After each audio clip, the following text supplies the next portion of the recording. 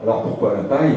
Eh bien parce que, eh bien, on l'a vu, on ne va pas s'apesantir dessus, résistance thermique très élevée, effectivement 200 mètres carrés, juste à côté de chez nous, 130 € par an. Donc, ces chiffres, c'est tellement incroyable qu'il faut vraiment les marteler. 200 mètres carrés la maison, 130 € de chauffage par an, sous condeur à l'appui.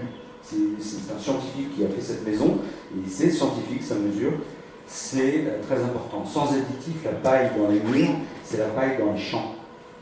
La paille que vous voyez ici, qui est mise dans les murs, c'est la paille des champs, qui est simplement mise dans les murs. Il n'y a pas d'additif, il n'y a pas de process industriel, il n'y a pas d'adjuvant, il n'y a pas de produits chimiques, il n'y a pas de biocide, il n'y a rien. La paille des champs, c'est la paille qui est dans les murs. Un approvisionnement local, on est tous issus de ce monde rural, on sait ce que ça pouvait vouloir dire de valoriser un sous-produit de l'agriculture, puisqu'aujourd'hui la paille n'est qu'un sous-produit de l'agriculture. Et un puits de carbone, on a parlé des puits de carbone tout à l'heure, si vous voulez revenir dessus, on sera à votre disposition. La paille est disponible et renouvelable, on l'a dit aussi. La paille, il ne faudrait pas que les matériaux créent une spéculation. On l'a vu pour l'huile de palme, on l'a vu pour les biocarburants. Si l'on veut créer une agriculture qui d'un seul coup crée un effet d'aubaine, eh bien on peut se mettre à enlever des agricultures vivrières ou déforester pour être capable de produire quelque chose qui ramène de l'argent. Eh bien la paille, c'est vrai, la paille elle existe déjà. Et puis au bout de la tige, au bout de la paille, ben, il y a le blé.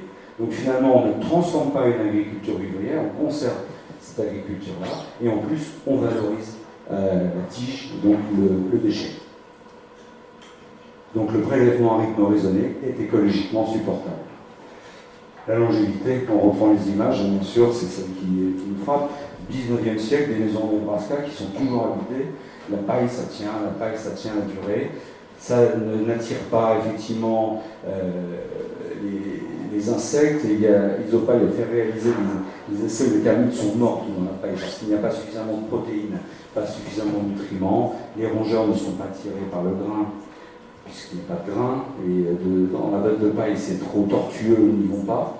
Les résistances au feu, des essais très importants. Ça, c'est des essais EPIR 2 réalisés pour une entreprise par le CSTD. C'est des images que vous pouvez retrouver sur Internet, où on voit après 30 minutes d'un feu d'enfer, effectivement, cette paille qui reste intacte. La paille qui vole, ça flambe, donc ça le pousse. La paille en botte comme ça ne flambe pas, c'est trop dense.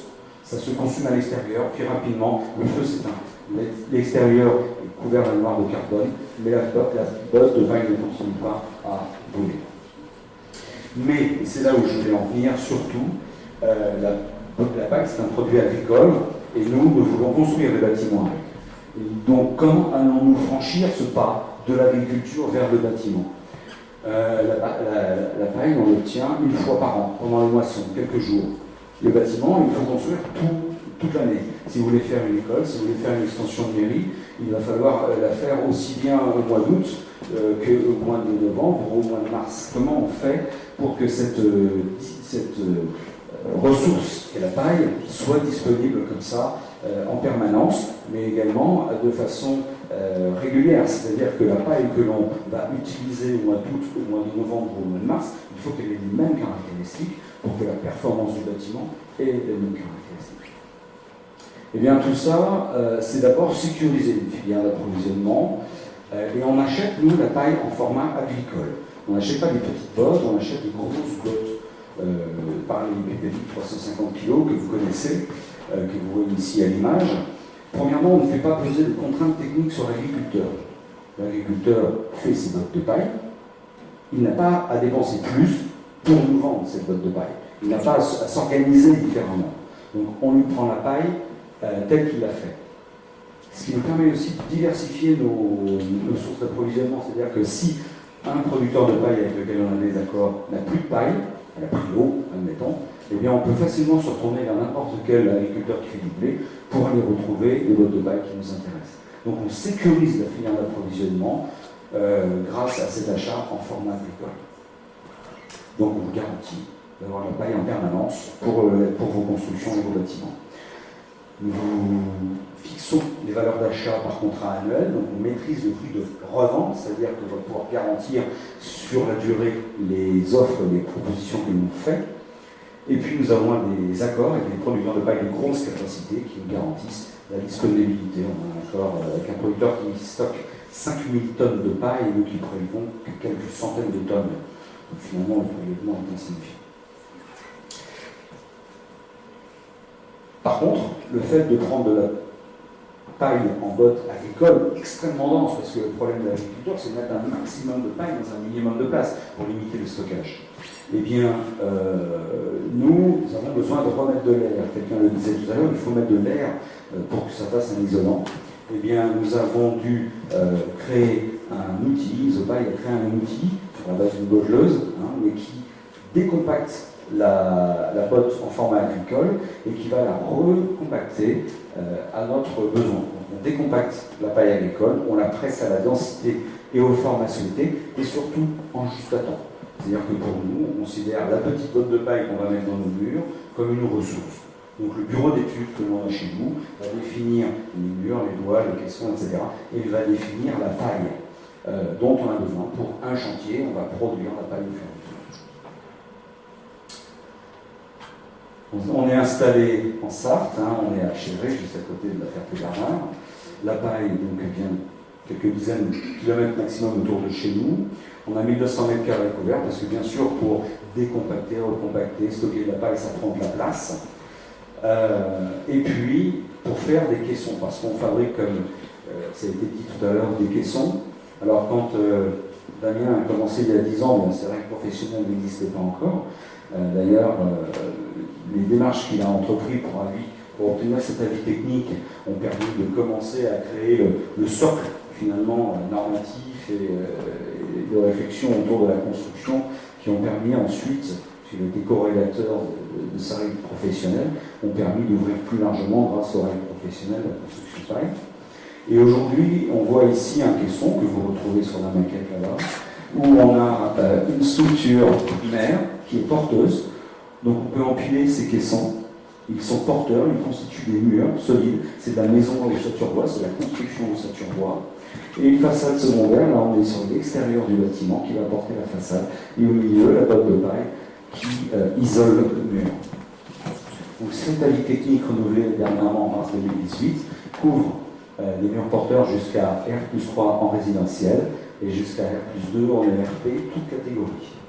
Vous pouvez construire sous AGEC avec les produits Isopaille. On commence par un bureau d'études. Donc un bureau d'études, ça veut dire l'étude de prix, ça veut dire également des logiciels CADWORK pour des échanges avec des maîtres d'œuvre. On peut travailler en BIM. Et puis, c'est en interne que l'on fait le calcul de structure, puisqu'on dimensionne une structure en interne. Ensuite, il y a une production rationalisée, optimisée, on va dire industrialisée. L'avantage, c'est que plus on en aura, plus vous serez nombreux à commander les maisons Isopaille en bois paille, et bien plus on peut en produire, plus les coûts au mètre carré vont descendre, puisqu'on a une vraie économie d'échelle à espérer de cette rationalisation de production. Voilà comment on fabrique des caissons. Et une fois que ces caissons, alors on va voir des montants ici, avec des moteurs thermiques, on pourra reprendre les détails autour des maquettes, et puis des chevettes dans lesquelles on accueillera les menuiseries. À l'intérieur de ces caissons, on va mettre les bottes de paille. Une fois que les bottes de paille sont insérées, on va couper les ficelles en cisade qui les tiennent. Ici, les bottes de paille vont prendre la place entre les montants. Les fibres sont orientées verticalement, ce qui fait que les bottes de paille posées les unes sur les autres ne s'affaisseront pas dans le temps. On en a parlé tout à l'heure avec le métis de mémoire, où c'est important. On a vu des caméras thermiques sur des bâtiments isolés en laine de verre, où on voyait ces laines de verre effondrer avec le temps. Et bien sur ces matériaux-là, on a pris en compte cette problématique. Ensuite, on ferme les caissons de différentes manières. On met un film parapluie et on peut monter les menuiseries. Alors ça, c'est important pour vous, c'est de repenser les amortissements.